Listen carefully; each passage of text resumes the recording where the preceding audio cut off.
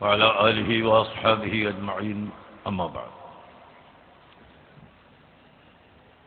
إن شاء الله ألقي المحاضرة في ختام هذه الجلسة بعد أن سمعنا المحاضرات من المشايخ والسادات والعلماء والأفاضل، ولكن أريد أن أنبه عن بعض الأشياء لأصحاب الجرائد ولأصحاب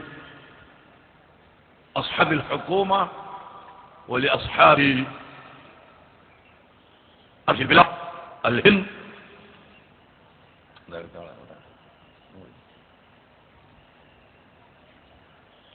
إن شاء الله الوصية للعلماء وغيرها. أخيرا نقول الآن أبو مانا سعيد اللتيبة الذي تكلم بين يديكم الآن منذ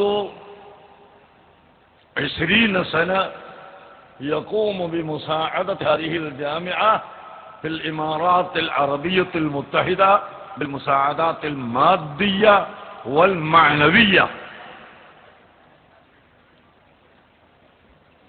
وهو الآن يقول إن هذا المسجد الجامعة عندما بدأتم البناية كان صغيرا، ثم وسعتم وطولتم حتى يسعى المسجد ل5,000 أو أكثر من الطلاب، ولكن منارة المسجد قديمة، ولذلك يريد أن يغير منارة هذا المسجد بأسر الوجه وينفق عليه، وهو الذي قال والباقي شكر لكم شكرا جزيلا على هذه الأعمال الطيبة.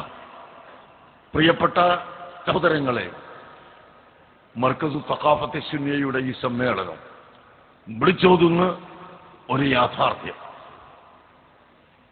ഇവിടെ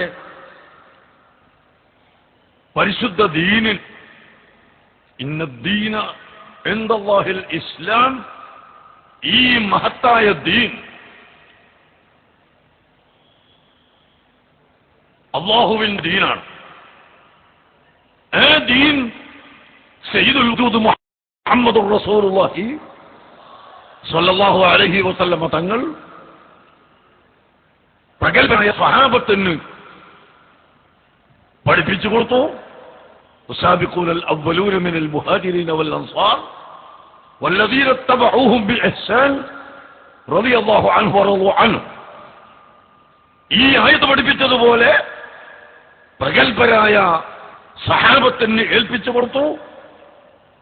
അതിനുശേഷം നളറല്ലാഹു അൻ സമിഅ ഖാലതി ഫവഅഹാ ഫഅദ്ദാഹാ കമാ സമിഅ റബ്ബ മുബല്ലഗിൻ ഔഅ മിൻ സാമിഅ. ഈ ഹദീസിന്റെ താൽപര്യത്തിൽ അഇമ്മ അർബഅ, അർശം മഹാന്മാരായ പണ്ഡിതർ, ആലിമുകൾ, ഔലിയാക്കൾ, സാലിഹുകൾ, അവർ മുറിയാത്ത ശൃംഖലയിലൂടെ സരണിയിലൂടെ പഠിപ്പിച്ച ദീനാണ് ഇവിടുത്തെ ദീൻ, അല്ലാഹുവിന്റെ ദീൻ. അതുകൊണ്ട് ലോകത്തോട് നമുക്ക് പറയാനുള്ളത് അല്ലാഹുവിന്റെ ശരീഅത്ത്, അല്ലാഹുവിന്റെ ദീൻ, ആ ശരീഅത്ത് തൊട്ട് കളിക്കാൻ ഇവിടെ ഒരു കക്ഷിയെയും സമ്മതിക്കുകയില്ല. ഒരു ഗവൺമെന്റിനും സാധ്യമല്ല, ഒരു സംഘടനക്കും സാധ്യമല്ല, ഒരു വ്യക്തിക്കും സാധ്യമല്ല. അല്ലാഹുവിന്റെ ശരീഅത്ത്, الشريعة الإسلامية لا يستطيع أحد أن يستأصلها من هذا العالم. ഇത് നമുക്ക് വളരെ വ്യക്തമായി പറയാൻ അവകാശമുണ്ട്. അതാണ് നമ്മുടെ ഈ സമ്മേളനം തെളിയിക്കുന്നത്. ഈ കാണുന്ന ജനങ്ങളല്ല, 6 കിലോമീറ്റർ 7 കിലോമീറ്റർ നമ്മുടെ റോഡ് മുഴുവൻ നിറഞ്ഞു കിടക്കുന്ന ജനലക്ഷങ്ങൾ ഇതിന് സാക്ഷിയാണ്. അല്ലാഹുവിന്റെ ദീൻ അതിവിടെ നിലനിൽക്കുകയും അതിനെ ആരും തൊട്ട് കളിക്കണ്ട. ഇവിടെ കമ്മീഷൻ വന്നാലും, ഇവിടെ എന്ത് പരിഷ്കാരം വന്നാലും മുസ്ലിം സമുദായം, വിശിഷ്യ അഹ്ലുസുന്നത്ത് വൽ ജമാഅത്ത് ഒറ്റക്കെട്ടായി ഇവിടെ സുന്നത്ത് ജമാഅത്തിന്റെ പ്രവർത്തനം പ്രവർത്തിക്കുക തന്നെ ചെയ്യും. ഭീകരതയും തീവ്രതയും മുസ്ലിം സമുദായത്തിന്റെ പേരിൽ വെച്ചു കിട്ടുന്നു.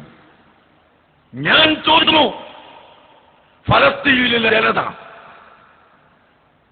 ഖുദ്സിന്റെ മസ്ജിദുൽ അഖ്സായുടെ മോചനത്തിന് വേണ്ടി,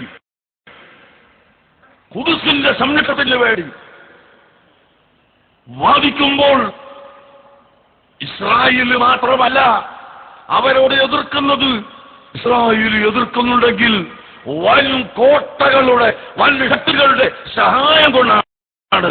ഞാൻ ചോദിക്കട്ടെ, അടുക്കള മുതൽക്ക് പാർലമെന്റ് വരെ ഇർഹാബിയത്തിനെതിരെ, തതറുഫിനെതിരെ, ഭീകരവാദത്തിനെതിരെ ശബ്ദിച്ചുകൊണ്ടിരിക്കുമ്പോൾ ഫലസ്തീനിലെ ജനതയെ കൊന്നക്കുന്നത് തീവ്രവാദമല്ലേ? ഇത് ഭീകരതയല്ലേ? അതുകൊണ്ട് വൻകിട രാഷ്ട്രം ഇത്തരം ദുശ്ചെയ്തികൾ പിന്മാറണം. അല്ലാത്ത കാലത്തോളം ഇവിടെ ഭീകരതയെ പറയാൻ നിങ്ങൾക്ക് അധികാരമില്ല. ഞങ്ങൾക്ക് അധികാരമുണ്ട്. ഞങ്ങൾ ഭീകരതക്കെതിരെ പറയാൻ അധികാരമുണ്ട്. ഭീകരത പ്രവർത്തിച്ച് ജനങ്ങളെ കൊന്നൊടുക്കുന്ന ഈ വിഭാഗത്തിനാണോ ഭീകരതക്കെതിരെ പറയാൻ അവകാശം? അതൊരിക്കലും സാധ്യമല്ല എന്ന് ഞാൻ ഓർമ്മപ്പെടുത്തുകയാണ്.